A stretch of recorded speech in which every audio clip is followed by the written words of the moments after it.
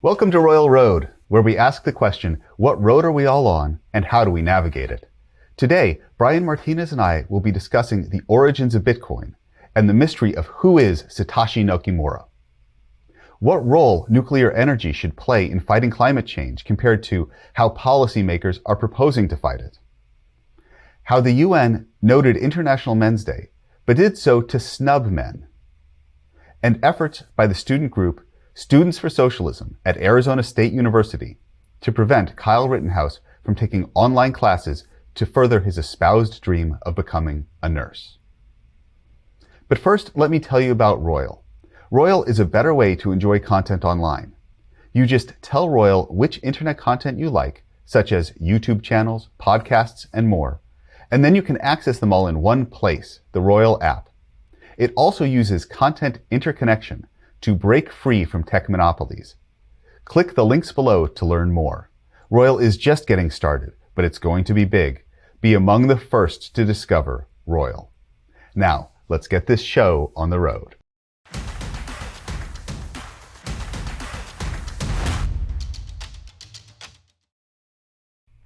Hello, Brian Martinez. Very good to see you again. I hope you're well. I am doing well. Thank you for asking. How are you?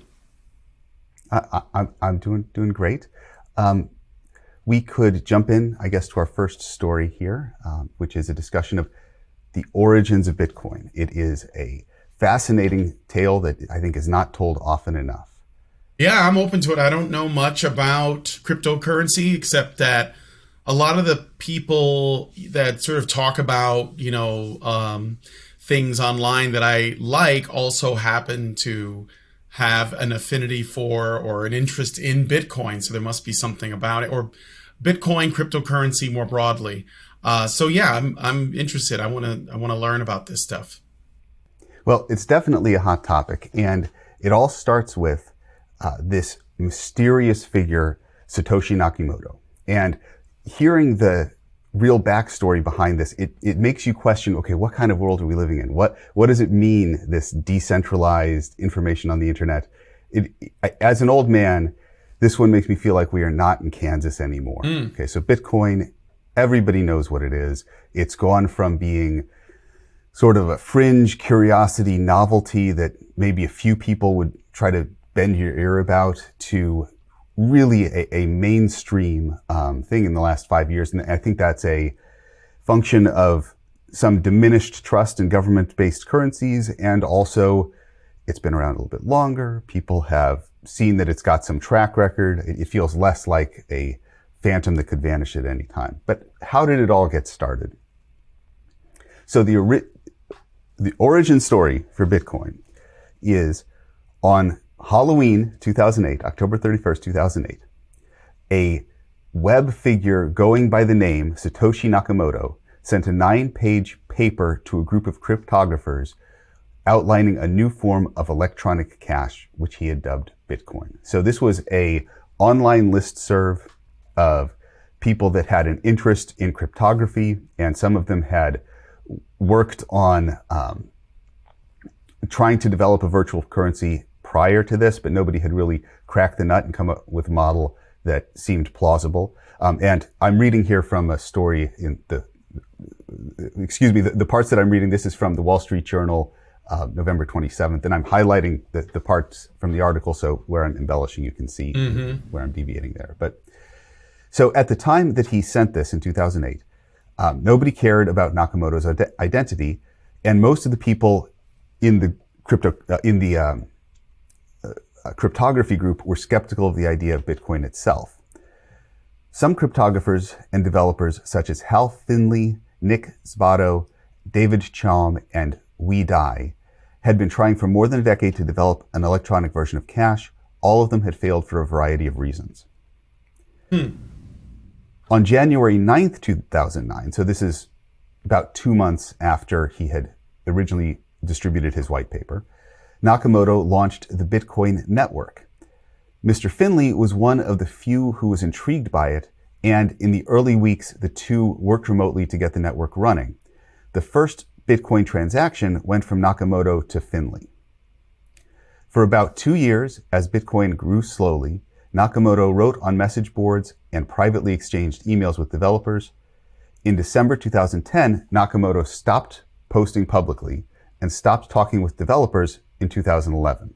Nakamoto passed leadership of the project to Gavin Anderson, a software developer. So, Nakamoto had a public presence, purely online, no images of him, purely text, for 2 years, and then disappeared in 2011. The people that worked with him directly, so Mr. Finley's the one that worked most directly with him, and maybe would be more likely than anyone else to know his identity. Finley has passed away, so that source of information is gone. The article goes on to say, Nakamoto never spoke about anything personal. So going back and scouring the whole message history of all of his interactions over those 2 years that he was involved in this, there's not a single biographical detail. The article goes on to say nothing biographical or about the weather or things happening locally. Everything was about Bitcoin and its code. Nakamoto used 2 email addresses and 1 website. The identity of the person who registered them is blocked. There's no other public information. In an age in which it is hard to be anonymous, Nakamoto remains a ghost. Wow. I didn't know any of that. The way that Bitcoin works is there is a very complicated math problem that has many different solutions. Okay, and there's a projection for this is rough stuff. This is roughly how it works. But so there's a projection to, let's say that let's call it an equation, and various numbers solve the equation.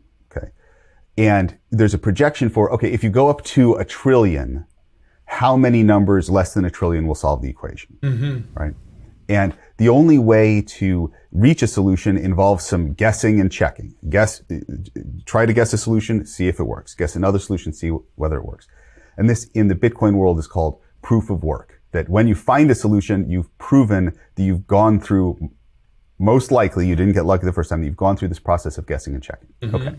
So these distributions, as it goes up to the higher numbers, in the low numbers, they're more closely clustered. So as you try the first some number of guesses, more likely it's going to be a solution.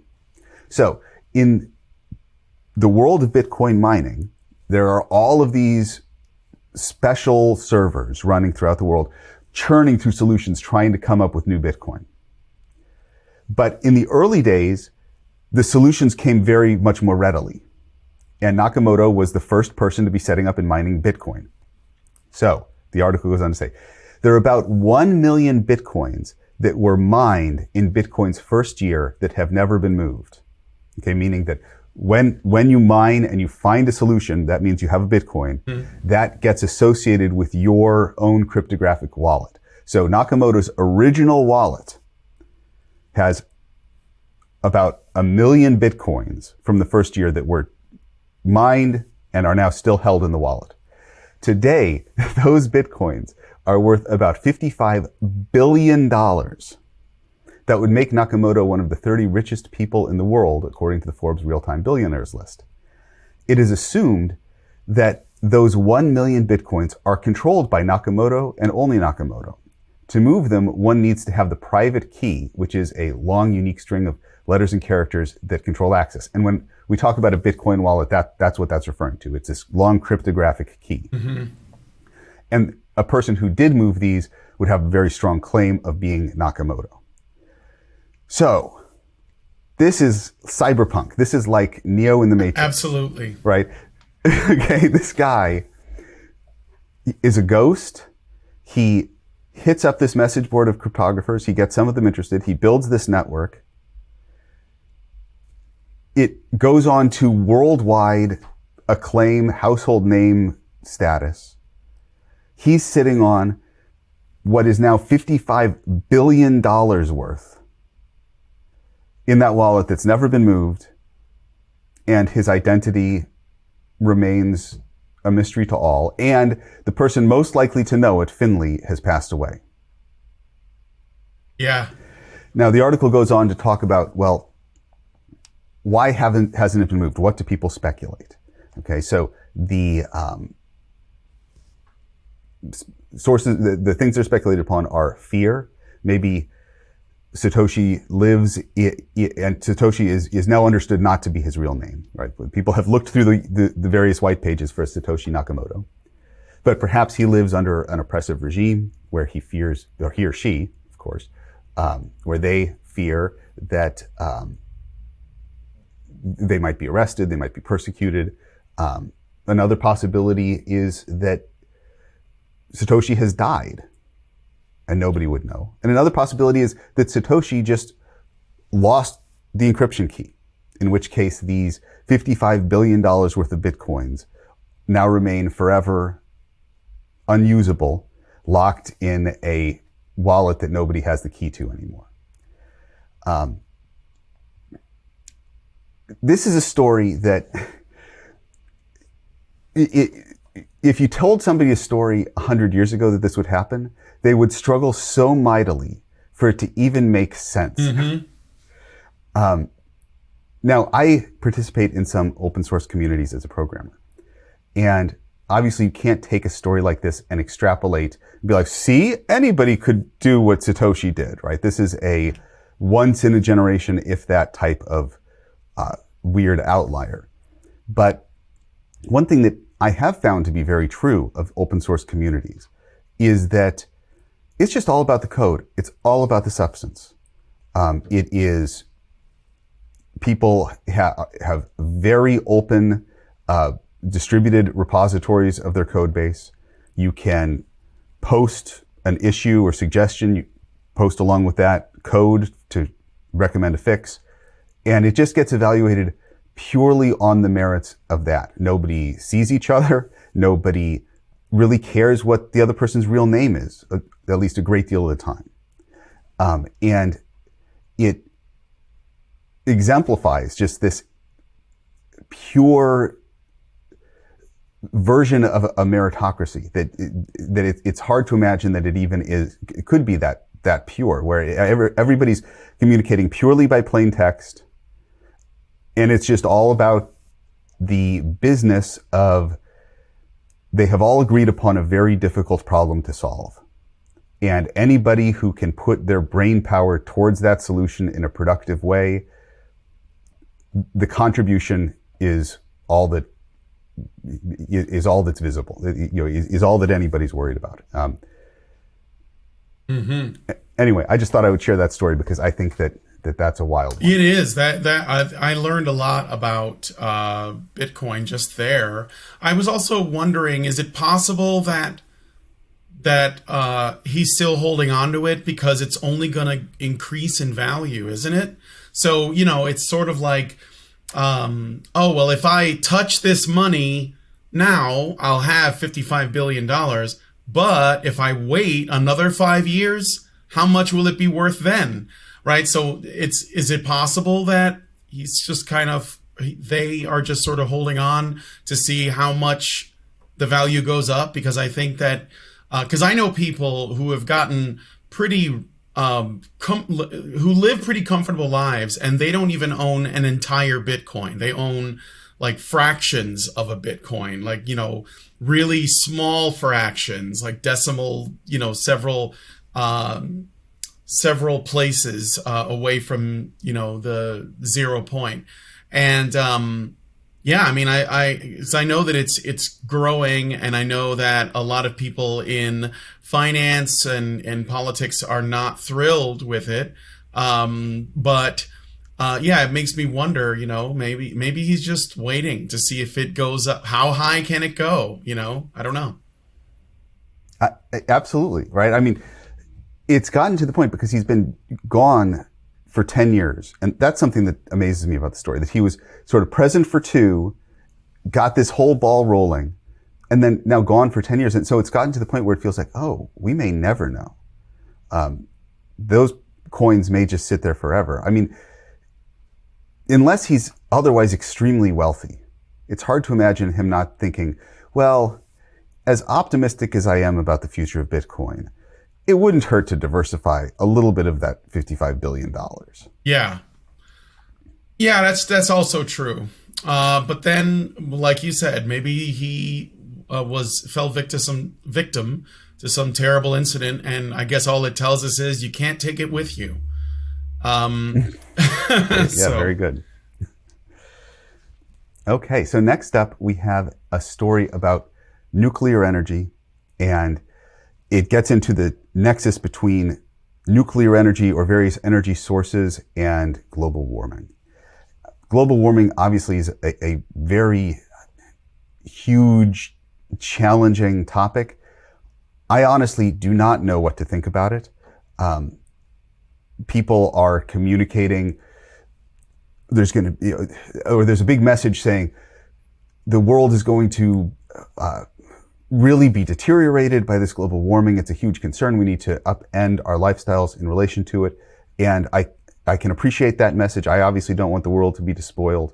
But then when I look at this type of thing I'm about to cover with nuclear energy, it makes me wonder, well, okay, are the people who are really beating this drum actually taking the problem seriously or not? And let me get into this and explain it a little bit better.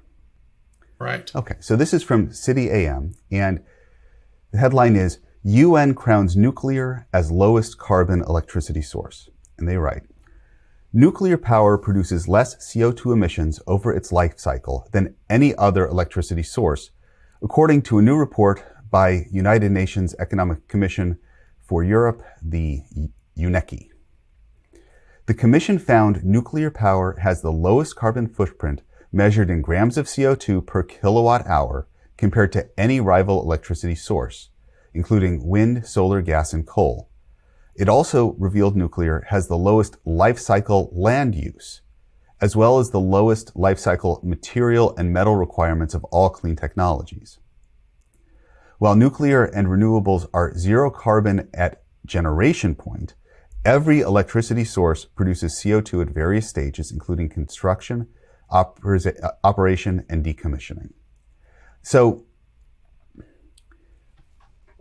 I feel that there's a lot of enthusiasm among environmentalists for wind and solar. And hydro. But I do worry that perhaps there's an unappreciated, well, how long do these things really last? When you take a wind turbine and it is exposed to the sun and the elements and the forces of the wind all the time, they look great after, what do they look like after 40 years, I guess, is sort of what I wonder. And it definitely takes a lot. I mean, you see pictures of these like turbine blades going down the highway on the hugest long semi you've ever seen. I mean, the construction of these is non-trivial, and I think that there's a tendency of the people boostering it to just imagine it as there and permanent and not take it into account. And so therefore they say that it's clean energy, right? They say it's no emissions because it's while it's generating. But as this article is talking about, no, the real measure is grams of CO2 per kilowatt hour. And you have to take into account building it, operating it, decommissioning it, and replacing it. The whole life cycle, not just that beautiful time when the construction is done and it's generating power for now. And when you do that analysis, what they're saying, and I don't think that this is a surprise, I think that this has been widely recognized by scientists for decades. When you put it all in, nuclear power is the lowest CO2 lowest CO2 source of energy. And yet, for all of the concern that we're now hearing about global warming, I don't feel like they're saying that nuclear is even on the table. I feel like they're looking completely in other directions. Yep. That's exactly right. There are other issues with the wind as well. When I lived in Chicago, in southern Illinois and in Indiana, there are massive stretches of land that are devoted to these turbines, and they take up tremendous amounts of space that, could be used for any other number of things. And my understanding is that there are really with the exception of nuclear, because I think that the issue with nuclear is that there hasn't really been an honest discussion about the advantages and disadvantages of nuclear energy. There hasn't been for quite some time because, like you said, environmentalists, media figures, academics, and all of these sort of nonprofits, that discuss climate change, they never bring up the subject of nuclear power. It's always about fossil fuels and then the substitute for them being either wind, solar, and hydro. And I mean, again, I'm all for them if they are the best option. But I think that the issue seems to me is that the entire conversation around energy and climate has become incredibly politicized. And so it's very difficult to have a real honest discussion about it. But I think that, the proposed substitutes, which are, like you said before, wind, solar, and hydro, and other action, for example, many environmentalists believe that we shouldn't eat meat anymore, or that, we should, that we should change the way we live, in one way or another to sort of accommodate those things. And I think that the issue with that is that we're not really having an honest conversation about the, pros and cons of all of these different kinds of alternative forms of energy. Even if we set aside the fossil fuel stuff and we only discuss alternatives, this seems to be the issue, is that no one wants to talk about nuclear energy, even though I've only seen good things about it. I mean, I think that, we should really get involved in robust discussion about the potential trade-offs or whatever. But unfortunately, I think that the subject of the climate has become such a political issue that it's very hard to have an objective, reasoned discussion about it, because there are too many people that have an interest, in this going one way or another, and it has less to do with what's best for the planet or for humans or what have you, and what also makes sense. So that this, I guess, the issue of climate change is it's almost like more political than it is actually scientific at this point anyway. So while they're not focusing on nuclear, but they are stirring people towards action on climate change. So what are they doing? So this is from the whitehouse.gov. So this is the administration's explanation of Build Back Better, the new package that the administration is trying to get passed. And so they talk about a civilian climate corps that they want to form. So instead of the nuclear energy, civilian climate corps, and they also have other stuff in here as well. But here's how they describe it. The framework, the Build Back Better framework, will create a new civilian climate corps with over 300,000 members that looks like America. This diverse new workforce will conserve our public lands, bolster community resilience, and address the changing climate, all while putting good-paying union jobs within reach for more Americans. Now, look, I'm all in favor of Americans having good-paying jobs. I think that unions can be a good thing. I think that it's fine, it's good for for programs to look like America or be diverse. I'm not against any of that, but it sure seems like that is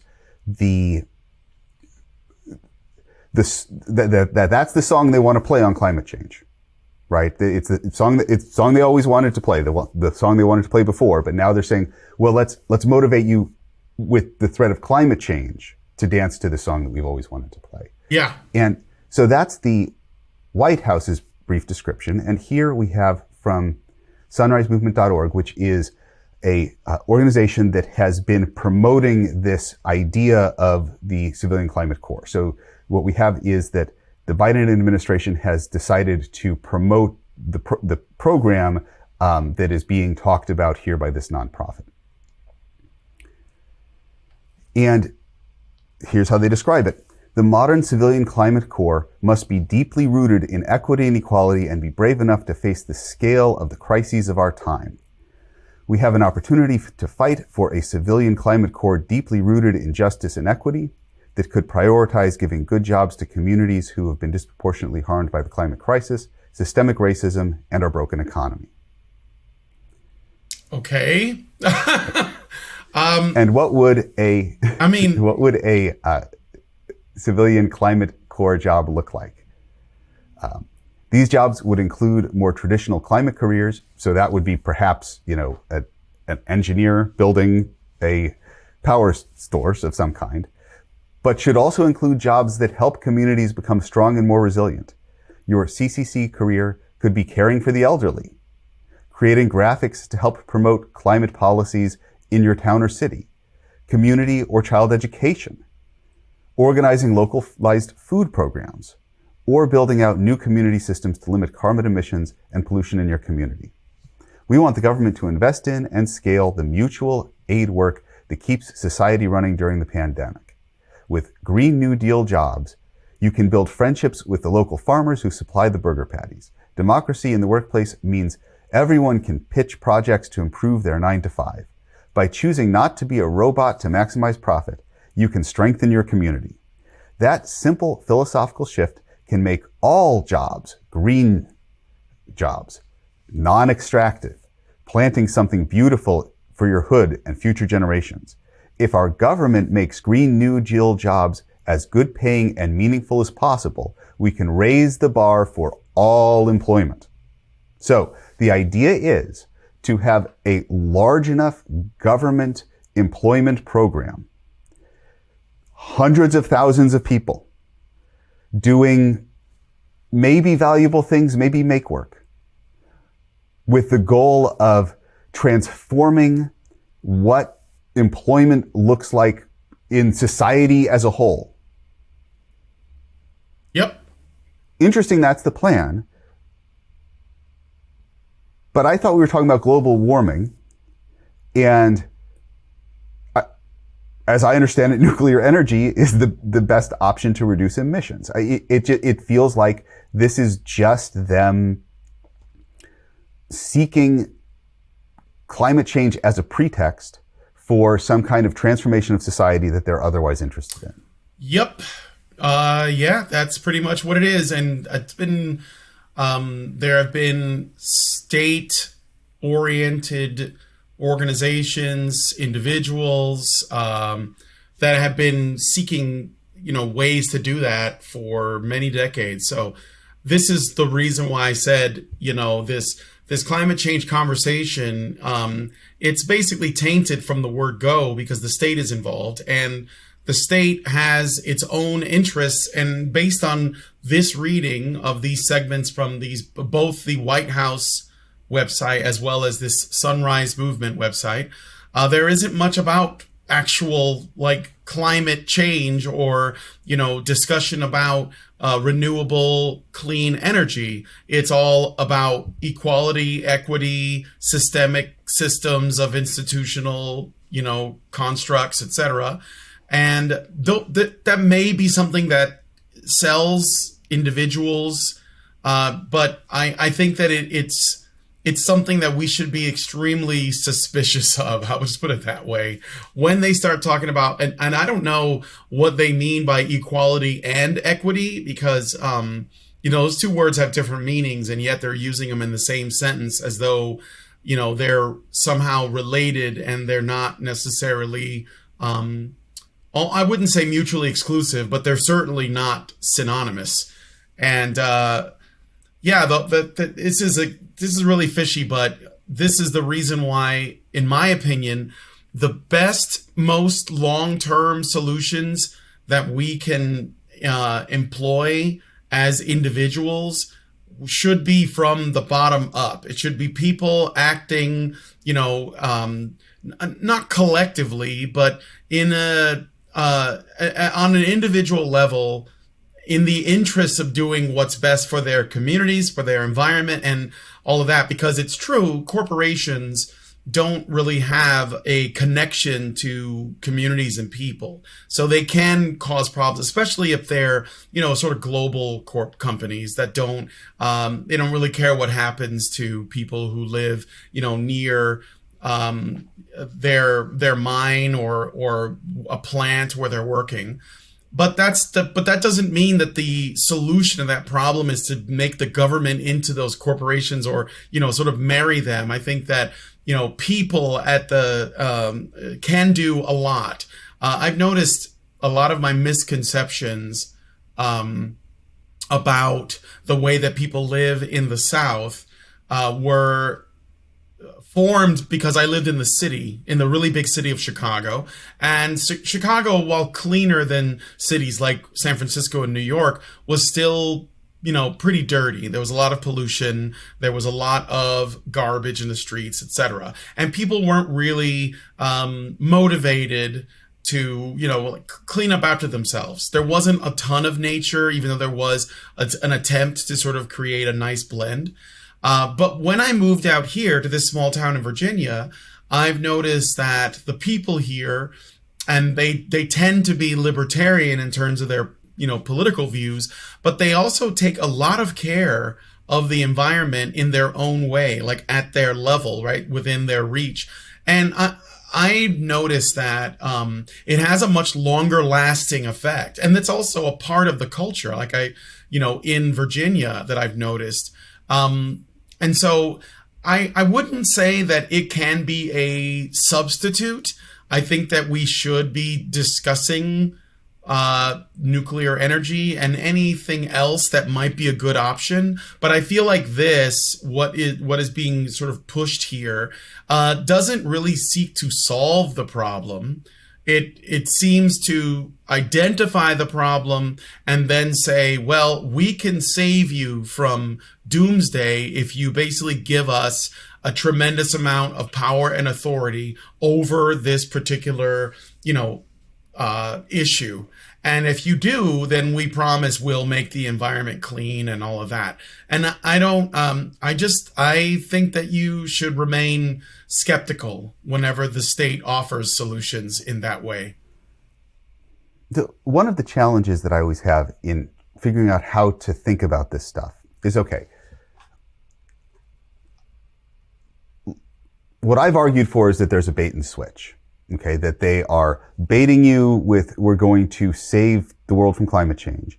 And then they're switching that to, we are going to improve the nature of work in society. And we're going to do that by creating a large enough civilian climate corps that people could get jobs there, or they could get jobs in the regular market. And that's going to pressure the regular market to change the nature of work. Okay, so there's that bait and switch there. Now, that doesn't mean they're wrong. Okay, it doesn't mean they're wrong. It could be that in fact, if they do their plan, then society is going to have its welfare enhanced, right? Just by showing that they've conducted a bait and switch, that doesn't demonstrate that they're wrong. But what it does for me is it makes me trust them somewhat less. And then if they're asking for some sweeping power to change society in the ways that they want, man, my trust of them is really important before I give them the green light on that. And the next story gets to another example of just wearing down my trust, wearing down gratuitously. Okay, so the next story is from, it's changing gears, but it is staying on the topic of what are the philosophical and even, I guess I'll leave it philosophical. What are the philosophical orientations and motivations of the people who are situated to be making these decisions? So this is from the UN, from the UN's Twitter account. So there are all kinds of celebrations of days that people don't mark on their calendar, but they're officially somewhere and they've been that way for years. And one of the things that the UN has to do is they have to recognize, okay, so it's such and such day today, and we're going to have some statement on that day. Well, when was it? It was in mid-November. Last Friday. November 19th. Yeah, a couple Fridays back, I believe. A couple Fridays ago. So November 19th was International Men's Day. And that's been a thing for years, International Men's Day. That has existed. But it's not been publicized or celebrated, particularly except in small circles. But so the United Nations feels it has to state something publicly on International Men's Day. And they have a graphic here that has the words "man up" crossed out and replaced with "stand up for equality." So it's as if it said "man up for equality," which doesn't really make sense. Man up for equality? Who would say that? And then they cross it out and say "stand up for equality." So the reason that they had "man up" in the first place is that they just wanted to cross the word "man" out, right? International Men's Day, they just wanted to be able to cross out "man" on their graphic. And their tweet reads, "Happy International Men's Day to all the male allies around the world who support women, defy gender roles, fight gender-based violence, and stand up for equality." Yep. So they've got not a good word to say. In the main, they are saying, look, men, y'all are on probation. Y'all are wearing the dunce cap, and you better step it up. You better improve, or we're going to be frowny faced towards you. And that's the UN. It's a remarkable thing. And I know this is different than the Green New Deal people that I was just talking about, but I do get the sense that they are part of a similar subculture. They sort of attended the same schools where they were indoctrinated into the same ideas, and they sort of hold to similar life philosophies. And it's really astonishing to see them. There's an old saying that I think is attributed to Mao Zedong, but then strangely it was sort of adopted by feminists, which is women hold up half the sky. It's a beautiful notion, even though it's Mao, it's a beautiful notion. But doesn't that mean that men hold up the other half? Right? Is it impossible? Is it too much for the UN to acknowledge that other half on International Men's Day in their tweet? I would say it would appear so. I think that there's a lot more going on in this tweet than even what you have pointed out. I noticed, because one thing, I have been critical of the United Nations for many years, for mostly it started from their treatment of men, because they do essentially what this sign is saying, this "man up" being crossed out and replaced by "stand up for equality," and the message that goes with it is men's identity is contingent on their desire to erase everything they are and just support women. So this is one of the reasons why "man up" is crossed out. It is also the reason why they are pointing out to all the male allies around the world who support women, defy gender roles, fight gender-based violence, and stand up for equality. So let's look at each one of those things. Support women. So this is a meaningless statement because most men support women, like the overwhelming majority of men, like well over 95% of men support women, even if they only support women in some abstract way, like they want to see women happy and successful, or if it's in a specific way, like they support their wife or their daughters or their mothers or whatever. So that's not really a thing that needs to be pointed out. But of course, the UN is going to act as though men supporting women is so unusual and so anathema to what men are that it needs to be pointed out by the UN in front of everyone so that we all know that the UN is holding men accountable for the thing that they already do. Defy gender roles. That almost always means, and this is just a translation of that kind of language, means men should not behave as men. That masculinity needs to be erased or minimized or taken down, because if you notice the kinds of things that the United Nations and other groups that are affiliated with them, and the people in the media and the people in the entertainment industry and so on, when they want to defy gender roles, essentially what they do is men behave less like men. It doesn't necessarily that they're not to say that they're necessarily feminine, but what's being promoted is a kind of submissive, let's say, so a submissive man that basically does everything in service to women, and will do things like, what are considered by feminists to be female oriented gender role activity, like cooking and cleaning and being a house husband, etc. Now, I'm all for that if that's what men and women on their own as individuals decide that that's how they want to live. I think that's totally fine. But the problem is that this is being pushed on men everywhere, as basically if you're a man and you like being a man and you're comfortable in your masculine identity, which is a part of what you are, the United Nations is going to say that you're essentially promoting gender roles or negative gender roles, even if you're not hurting anyone. And this is because the masculine identity is a problem for organizations like this, because it's the kind of, what comes with it are other things that they don't like. For example, a rebellious, kind of attitude towards authority, for example. So those would be considered toxically masculine traits, which is what is also being suggested. When they cross out man up, they're also making commentary about the feminist term known as toxic masculinity.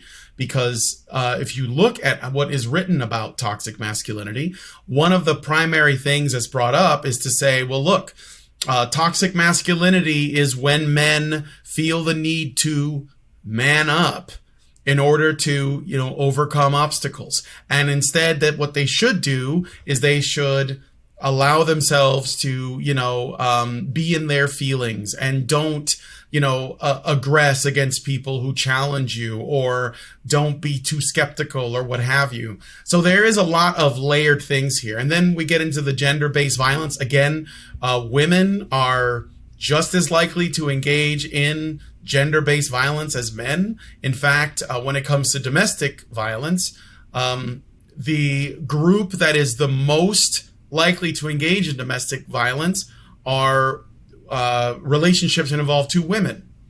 They actually have the highest rates of domestic violence. And in most cases, when it's a man and a woman in a relationship and there's domestic violence abounds, it's not coming from one side. It's actually usually both parties tend to be abusive because they themselves experienced abuse, and it's how they, it's one of the ways that they resolve conflict. It's unfortunate, but it's true, and it's not gender-based. It's something that the UN cannot hope to fix as long as they're essentially pretending that, gender-based violence is something that men do to women, which is exactly what they are suggesting.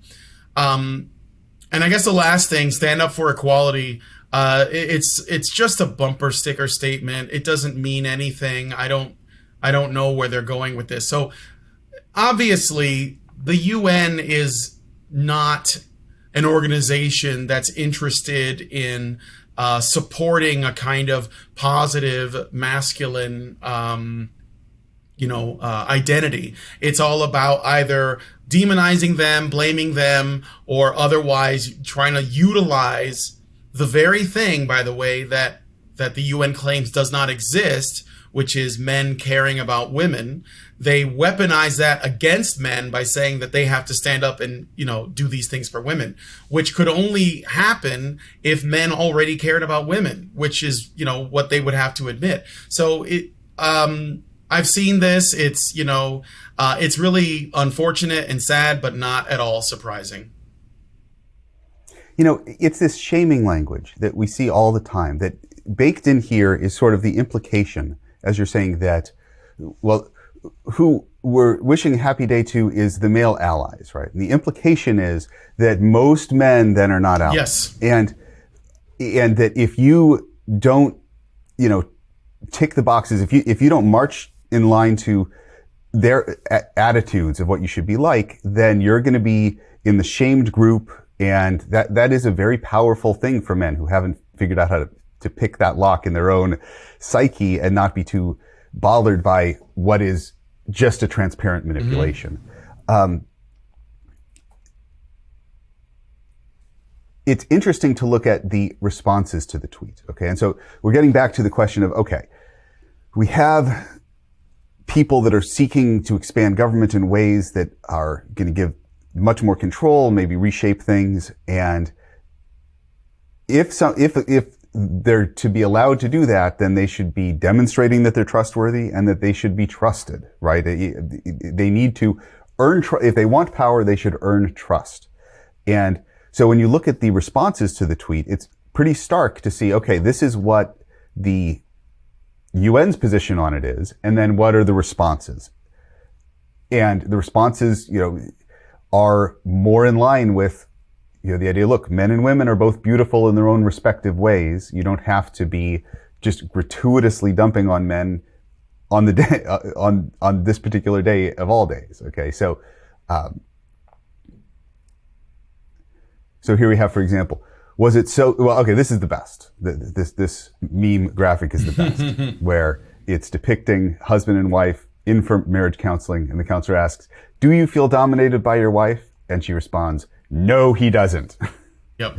And part of why this meme works so well here is it's not men speaking from men's perspective in recognition of the International Men's Day. It's clearly women speaking from their perspective of what men are doing wrong, how they ought to be.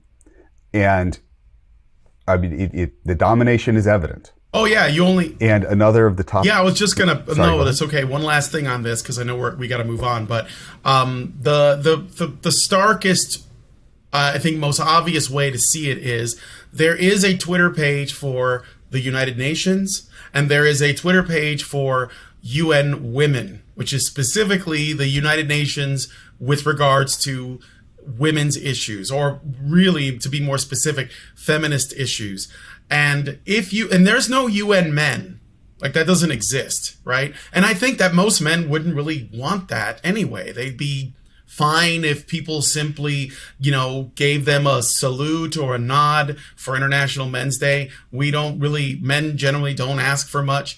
But what's really interesting is that if I went on Twitter and I said, there is a United Nations page and there's a UN Women page, why isn't there a UN Men page? People would tell me that, well, UN Women is necessary because they need specific attention, which would suggest that the UN page on its own would be the men's page. But considering what their tweet is, which is essentially prioritizing women's sensibilities over, men's actual achievements, it demonstrates that the UN page is also a UN Women's page. So there's really no difference between them. Yep.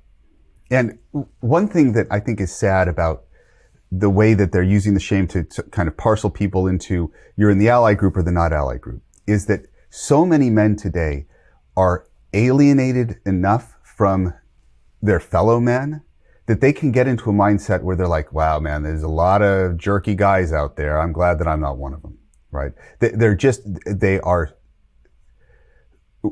when they think men, they think ooh as well, right? Not thinking that, so that means that when anyone thinks about me, they think ooh, and really is that justified? Right.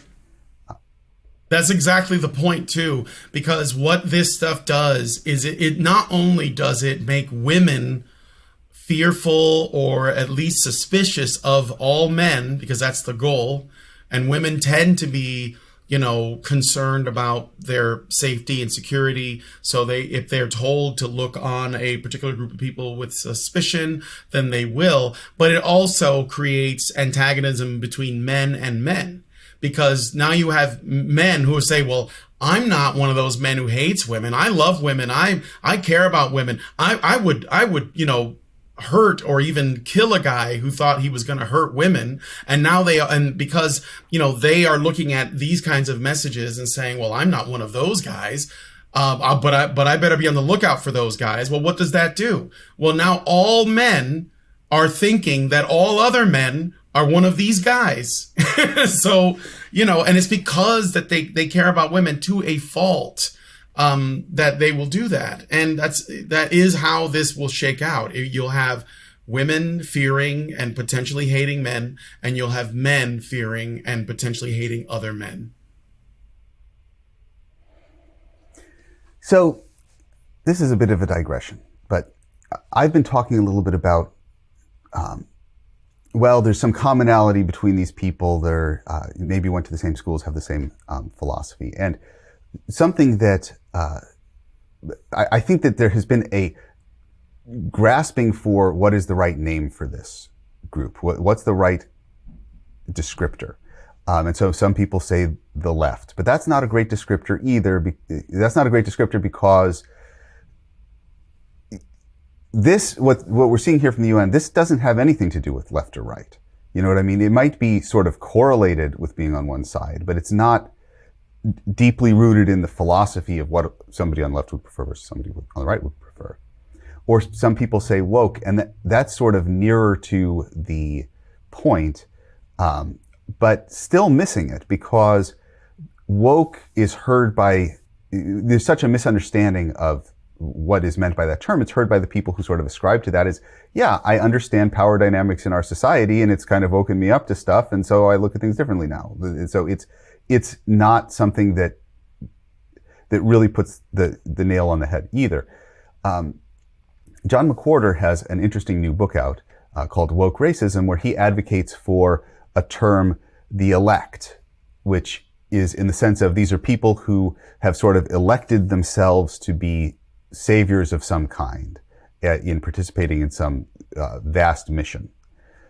And he argues for it in an interesting way, but it doesn't quite work for me either. And I've been trying to grapple for what is a descriptor that I can use. And sort of, and this is just in the last day or so that I'm thinking about this, maybe the term PRA, political relational aggressor.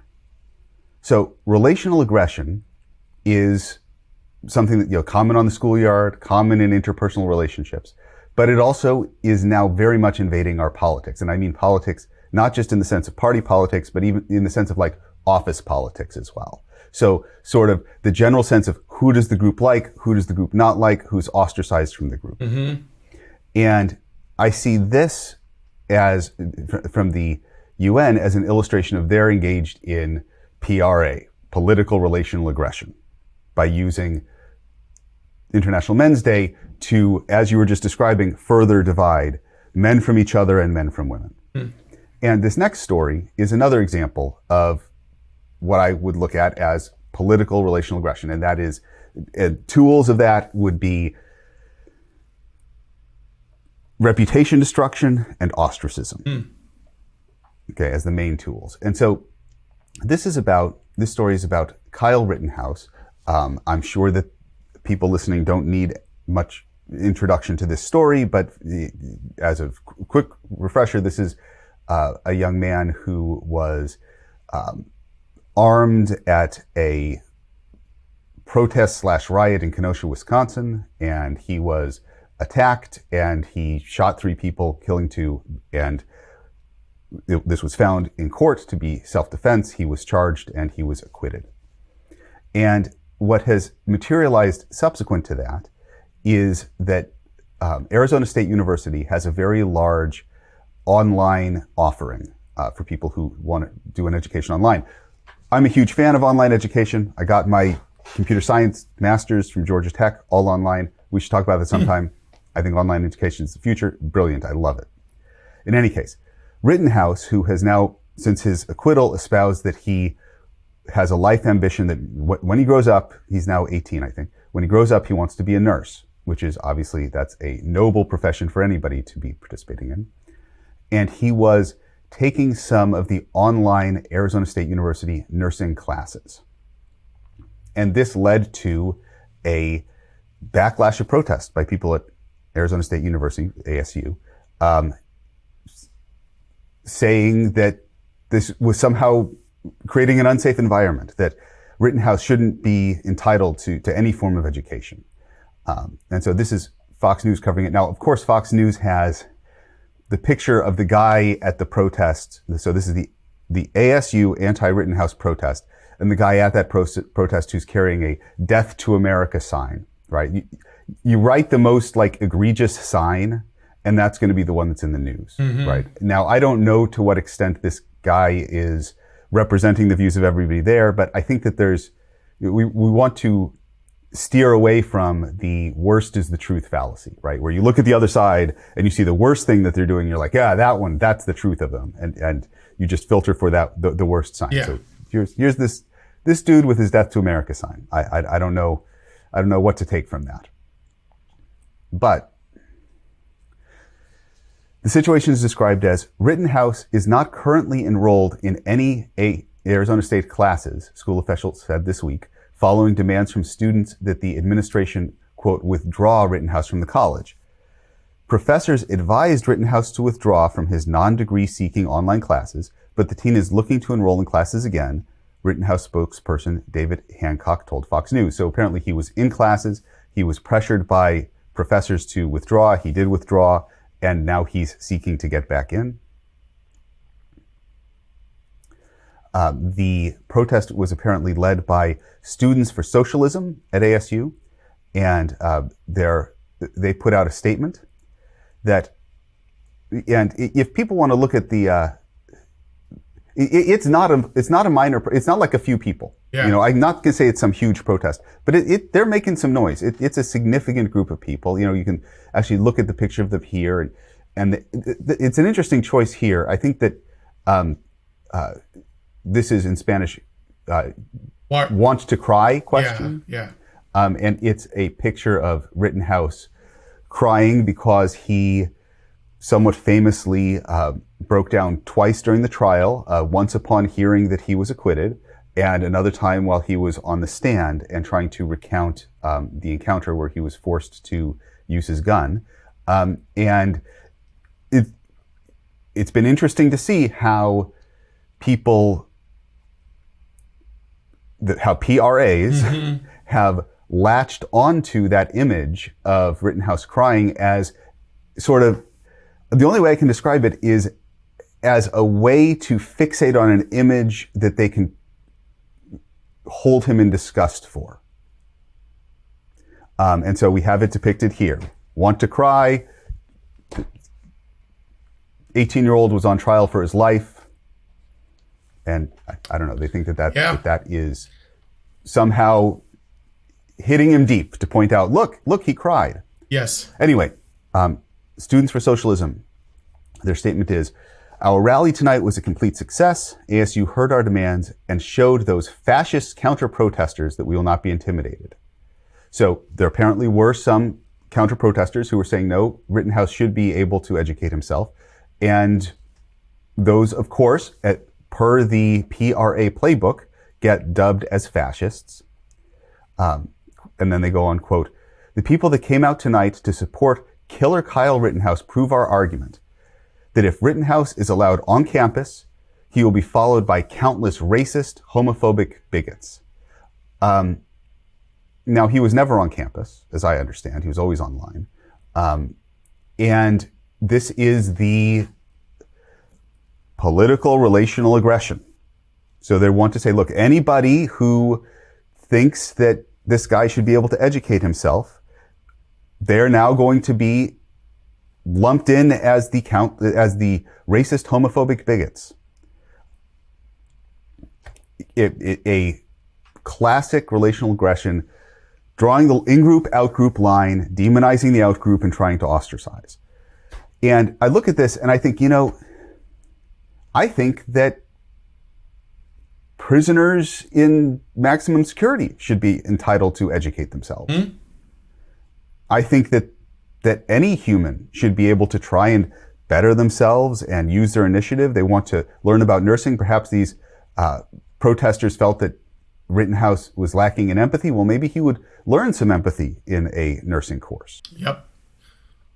I was going to say that, yeah, I mean, like when you ostracize and isolate and marginalize someone through this, relational aggression, and you make them disappear, right? Like to where they're no longer in the public eye, or they no longer live in your community or even in your country if you, work hard enough to drive them out. These people seem to think that means that it's like out of sight, out of mind. But what you don't realize is that these people don't vanish. They have to try to pick up the pieces of their life and keep on living and go on. And if you deny them access to education, even if they are, like you said, prisoners in a maximum security, facility, eventually they're going to be in the world. So what kind of men or women do we want them to be? Like, do we want them to be productive members of society? Do we want that for them? Because I do, because they're not going away. Kyle Rittenhouse is not going to vanish into thin air unless, of course, some crazy activist decides that something needs to be done about him. But yeah, there is this notion that if they're just no longer allowed to attend, the college I go to, that will make them somehow just disappear, and they'll no longer have an impact on, the people around them or in their communities. Where, I mean, what I would want for anyone is to try to make the most of what, of their potential, so that they can still scrape up a life, even if they've gone through, they've made terrible mistakes in the case of many criminals, or if, they had a traumatic experience defending themselves in the case of Mr. Rittenhouse himself. I mean, it's a very naive and short-sighted way to react to what's happening, because I feel like these people just don't want him around anymore. They don't know that you can't really get rid of someone unless you commit a crime against them, and that this person's going to have to exist. And unfortunately, this goes back to something that I've said when we talked about the fallout or the aftershocks of the Kyle Rittenhouse trial. His life is never going to be the same again. He will be looking over his shoulder for the rest of his days. He may have to change his identity. He'll probably have to relocate. He won't be able to easily get an education because everyone knows his face. Even if he seeks legal recourse, which I know that there has been a lot of talk about him, suing the media and like whoever else he can for defaming his character, it won't matter because, there is that old saying, right? A lie travels 5 times around the world before the truth has a chance to put its pants on. Even though he's been found innocent, even though he's been acquitted, even though there is video evidence of everything, there are still a significant number of people who believe that he got away with murder, and that the system doesn't work because of it, and that some of those people probably believe that something has to be done. And I mean, this is like, you could see this in Waukesha, where someone who was ill-informed by the media after the Kyle Rittenhouse verdict decided that he was going to do something about this. And so he drove an SUV into a Christmas party or parade, I believe it was, and, killed 6 people, including an 8-year-old boy. And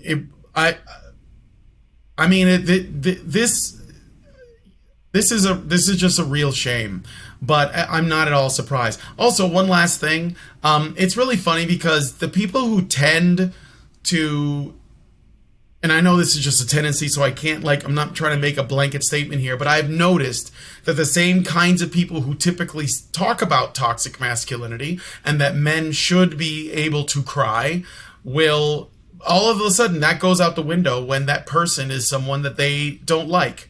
Because now Kyle Rittenhouse, well, he must have been faking. He must not have actually experienced, he was, those were crocodile tears. And I couldn't even imagine how difficult it must be for someone like this to live with the knowledge that they were forced to take the life of people that they did not know in order to protect themselves. And then they get demonized for it. The nexus between the tears thing and the toxic masculinity thing, I think, is a really interesting one, because so first of all, men have problems. Okay. People who men are too violent. I'll put that out there. They're too violent. It would be better if we could ameliorate that. And that's why I think that it's such an important message for men to be giving to each other, that, look, your cool is your best friend. Never lose your cool. You're always going to regret it if you lose your cool. And that should be something that men teach each other and repeat to each other. Okay. So men are not perfect. Men have room to improve. Talking about toxic masculinity and in some association with that, with men are too violent. Okay. I'm not saying there's no place for that ever. Okay. But we're talking about political relational aggression. And the quick jump between, toxic masculinity, we're going to say that as a relational aggression move. And then, we're going to pick on the guy that cried. It's a relational aggression move. It shows that it's being used as a form of relational aggression, which is, again, not to say that men are perfect or men don't need to change in any way. Obviously, women need to change, men need to change. We're all human, we're all flawed. But it shines the light on, no, what's happening here when these PRAs are using it is they're using it as a shaming relational aggression tactic. Yep. Yeah, and so I guess for me, that means that while it's true, men need, they need a certain kind of help. They need a certain kind of support.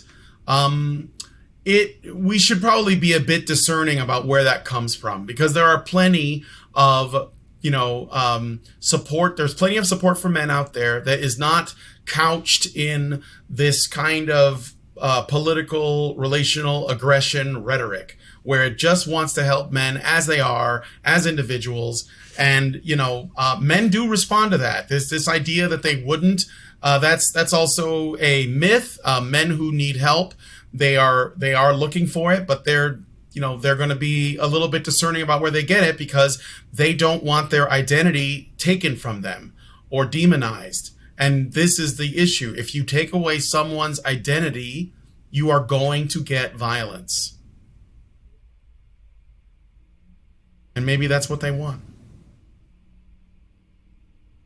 Man, I feel like that's a heavy one to end on. But it's been wonderful talking to you as always. I look forward to it. Let's do it again in a couple Yeah, weeks. let's. Thank you. All right, take care. Thanks for watching. You can download the Roil app at your app store by searching for Roil Mobile or Roil Technology. Or you can sign up at roil.com. We'll see you there.